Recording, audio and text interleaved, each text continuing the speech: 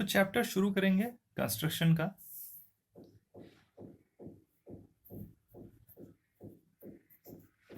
Background में ना थोड़ा नॉइज वगैरह होगा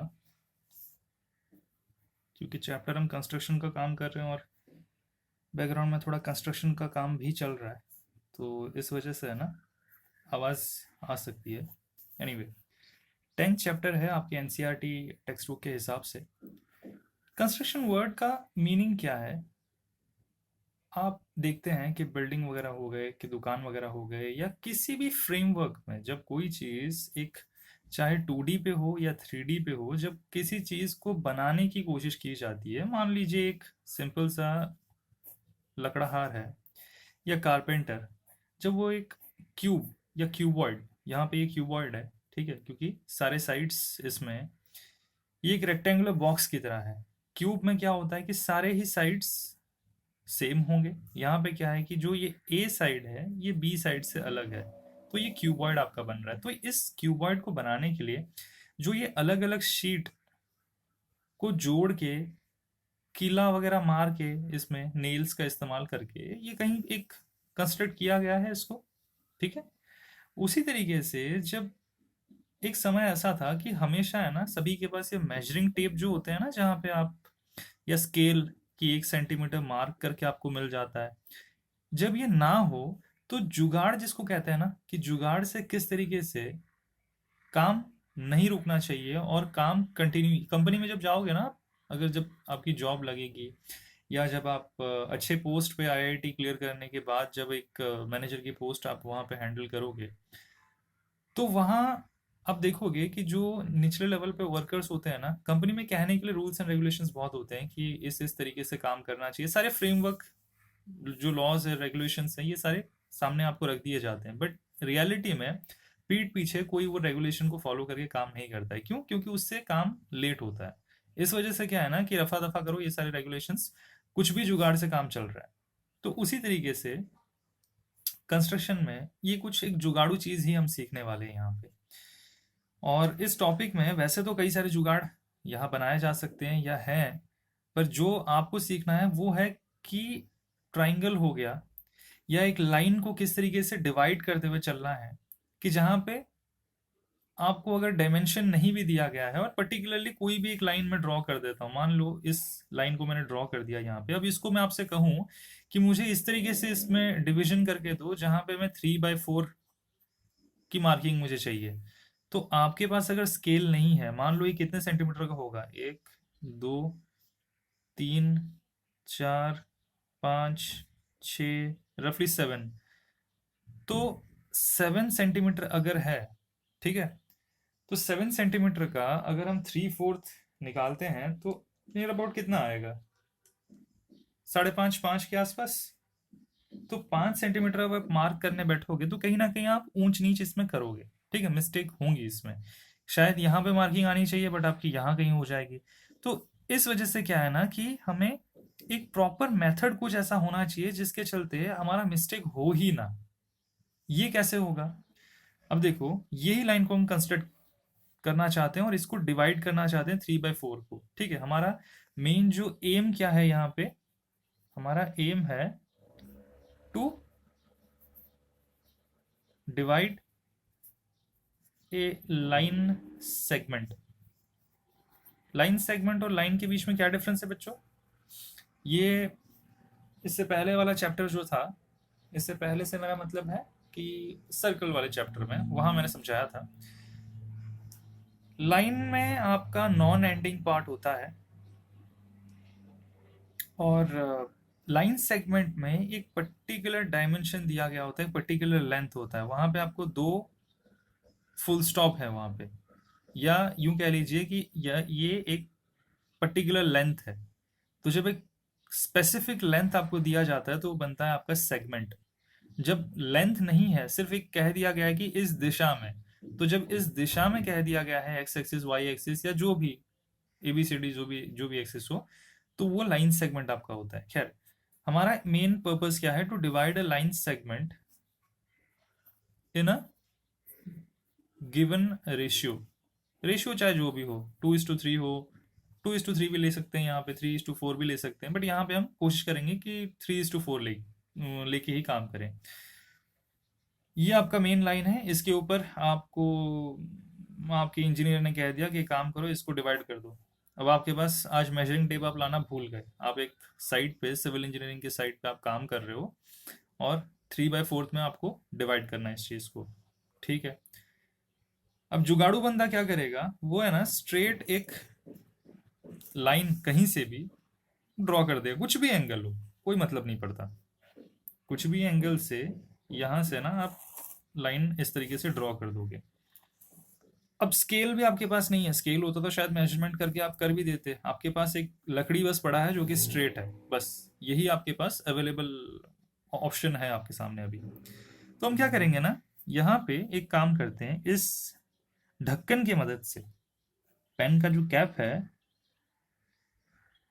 इससे हम मार्किंग करेंगे। तो पहली मार्किंग कुछ यहाँ आई हमारी, अच्छा दूसरी मार्किंग यहाँ से यहाँ कंसिडर करते हुए अगर चलते हैं तो दूसरी मार्किंग कहीं यहाँ आएगी, तीसरी मार्किंग कहीं यहाँ आएगी, ठीक है, चौथी मार्किंग कहीं यहाँ आएगी, ठीक है। तो लाइन को थोड़ा एक्सटेंड कर देंगे, और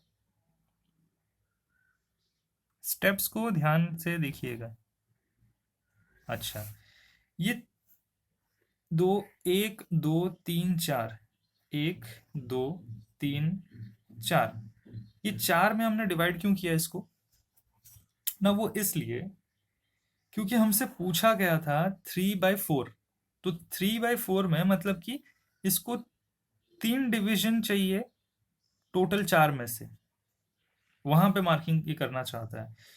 तो यहां से अब हमारी जो नेक्स्ट हमारा जो काम है वो क्या होगा कि जिस लाइन सेगमेंट को हमें डिवाइड करना है 3/4 में, उस लाइन सेगमेंट के आखिरी छोर को उठाइए, और आपने यहाँ जो इस लाइन पे जो भी डायमेंशन के साथ मार्किंग किया होगा, एग्जाम में आपको ये ढक्कन लेके मार्क नहीं करना है, आप डिवाइडर वगैरह का इस्तेमाल करेंगे, ठीक है, कंपास वगैरह इस्तेमाल करेंगे। तो वहां से क्या है कि आप कंपास सीधा ये जो होता है ना इस तरीके से, कि यहाँ पे आपकी पेंसिल लगी हुई है और यहाँ से कहीं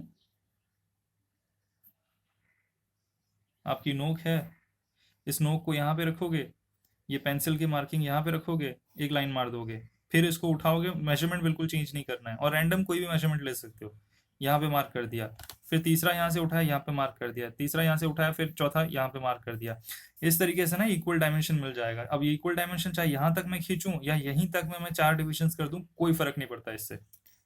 लाइन यहाँ से उसके बाद जो इसका एंड पॉइंट है, जो आपका रिक्वायर्ड लाइन है और जो डायमेंशनल लाइन है आपका, इन दोनों को है ना आप जोड़ दोगे। जोड़ने के बाद अब आप क्या करोगे ना, इसी से पैरेलल ये जगहों पे ना पैरेलल लाइन आप ड्रॉ करते हुए जाओगे। तो ऑलमोस्ट अगर पैरेलल देखा जाए तो ये कितना होगा, यहाँ पे जब आप स्केल लोगे ना, स्केल से क्या करोगे आप, यहाँ से यहाँ की मार्किंग जब एक हॉरिजेंटल लाइन पे, ये अगर हॉरिजेंटल है तो यहाँ से आप मार्किंग कर सकते हो ना, यहाँ से यहाँ तक की, और वहां से फिर यहाँ का जो डायमेंशन है वही सेम यहाँ से यहाँ तक का डायमेंशन आप चेक करते हुए चलोगे, ठीक है। तो अभी अगर पैरेलल में मार्क करता हूँ यहाँ पे, तो रफली कुछ इस जगह पे आएगा।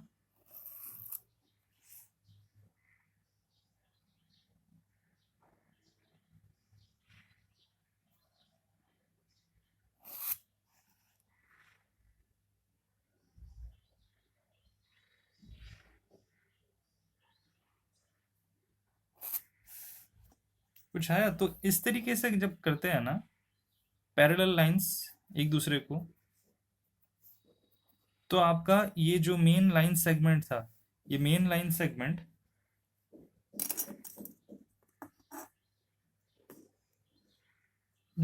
सेगमेंट आपका डिवाइड हो जाएगा 4 हिस्सों में।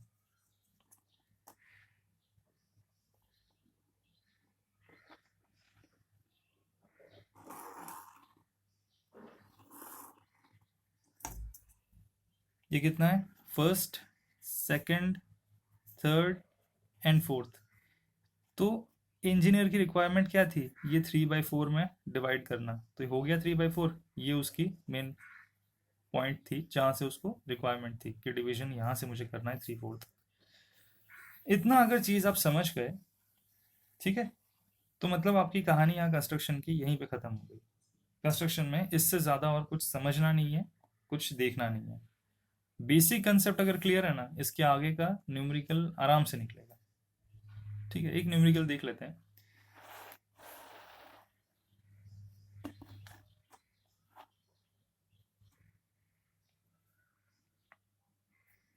एग्जाम्पल हमसे क्या कह रहा है, construct a triangle similar to a given triangle ABC।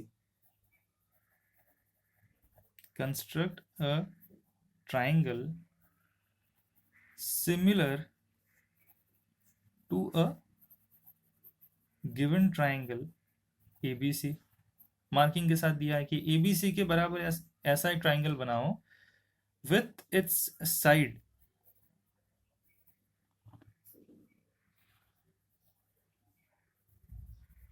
equal to 3/4 of the triangle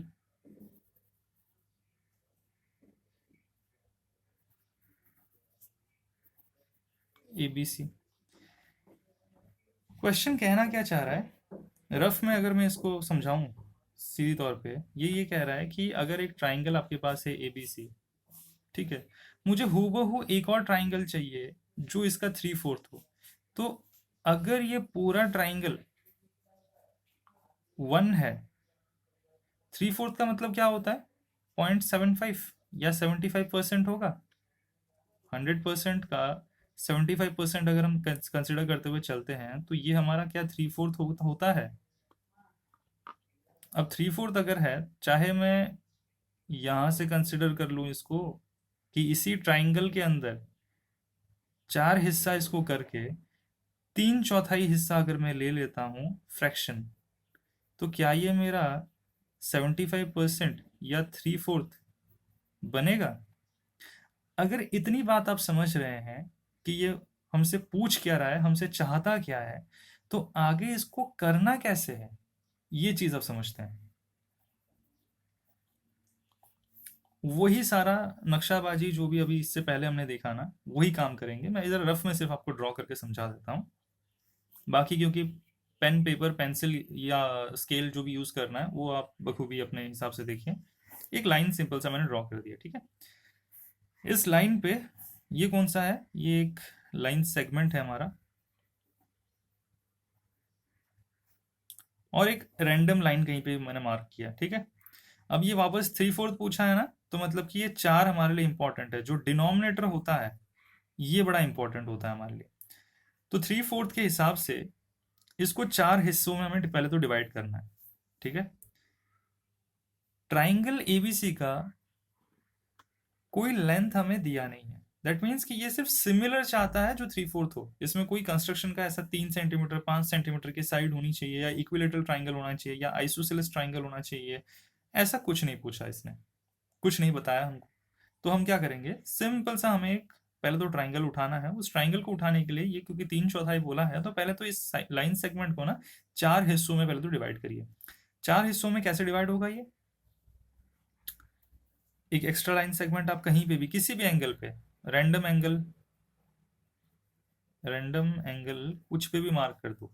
करने के बाद वही सेम 1 2 3 4 कुछ इस तरीके से डिवाइड करोगे अपने कंपास से। यहां से यहां तक एक स्ट्रेट लाइन ज्वाइन करोगे, तो वो स्ट्रेट लाइन के एग्जैक्ट पैरेलल में आपको एक और लाइन यहाँ पे मिलेगा, एक और लाइन यहाँ पे मिलेगा, एक और लाइन यहाँ पे मिलेगा। तो यहाँ मिलने के बाद ये एक पहला पॉइंट हुआ, दूसरा पॉइंट हुआ, तीसरा पॉइंट हुआ, चौथा पॉइंट हुआ। तो ये 0 1 2 3 4। अब रैंडमली है ना, यहाँ से कोई भी एक ट्राइंगल ड्रॉ कर दो, क्योंकि ये क्या पूछ रहा है हमसे, 3/4 पूछ रहा है ना। हालांकि देखने जाएं तो यहीं से भी बन जाएगा, सारा चीज़ यहीं से ही बन जाएगा, क्योंकि ये भी आपस में जब इसको देखते हैं तो एक ट्राइंगल ही है। बट क्योंकि इसने आपसे पूछा ही है, थोड़ा क्लैरिटी के लिए भी, कि डायमेंशन थोड़े अच्छे से ड्रॉ किए जाएं, तो ये काम काम क्या करो, यहाँ से स्ट्रेट है ना, कोई भी कहीं से भी कितने भी डायरेक्शन को एक मार्किंग ऐसे मार दो। तो ये सब मार्किंग जो यहाँ पे आपने पेंसिल से जो भी किया होगा ना, ये सब नहीं रहेगा, तो ये क्लटर्ड या थोड़ा गंदा नहीं लगता है। और ये ड्रॉ करने में मुश्किल से हार्डली 20 सेकेंड्स लगेंगे आपको। यहाँ से यहाँ जोड़ दिया, ठीक है, ये कुछ भी रैंडम है, कहीं पे भी मैं ये पॉइंट को यहाँ रखूँ कोई फर्क नहीं पड़ता। अब ये 3 पॉइंट आपके पास है, 4 पॉइंट आपके पास है। 3 पॉइंट से एग्जैक्टली इस लाइन को और इस पॉइंट से इसके पैरेलल एक लाइन ड्रॉ करो। तो अगर ये ट्राइंगल ए बी सी था, तो क्या ये वाला ट्राइंगल मैं कह सकता हूं कि ये इस ए बी सी ट्राइंगल के 3/4 है? पूछा क्या था हमसे? 3/4 of the triangle, 3/4 of the triangle A B C. तो ए बी सी, तो ये ट्राइंगल क्या आया 75%। तो इस तरीके से आपको ड्रॉ करते हुए चलना है।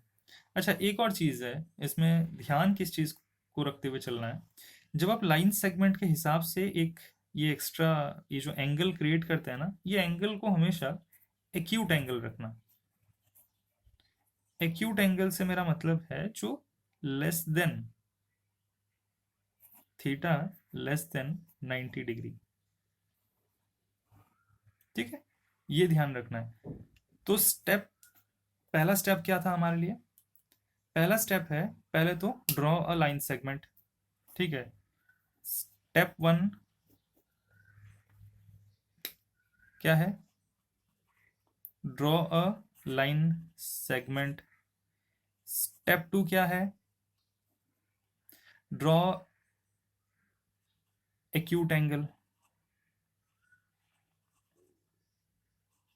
एक्यूट एंगल लाइन, ठीक है। उसके बाद स्टेप 3 क्या होगा?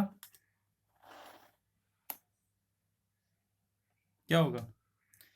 Mark the line with required ratio. Required ratio जो होगा, जो डिनोमिनेटर है, खास करके डिनोमिनेटर को लेना है आपको। 3/4 यहाँ पे था, तो 4 को कंसिडर करना है, और 4 हिस्सों में इस एक्यूट एंगल जो लाइन को है उसको मार्क कर देना है। इतना जो आपने अगर कर दिया, उसके बाद एंड पॉइंट्स को कनेक्ट करना है। स्टेप 4 होगा आपका एंड पॉइंट्स को लेकर। एंड पॉइंट्स को कनेक्ट करने के बाद फिर स्टेप 5 क्या होगा? Draw parallel lines. एक बार ड्रॉ पैरेलल लाइंस कर दिया, एक बार लाइन सेगमेंट आपको मिल गया, बाकी सारा काम तो आसानी से हो जाएगा, अगर आपने सिर्फ क्वेश्चन सही से समझा हो तो, ठीक है। तो कंस्ट्रक्शन का चैप्टर यहीं पे, इस एग्जाम्पल के साथ हम यहीं पे ख़त्म करते हैं, ठीक है।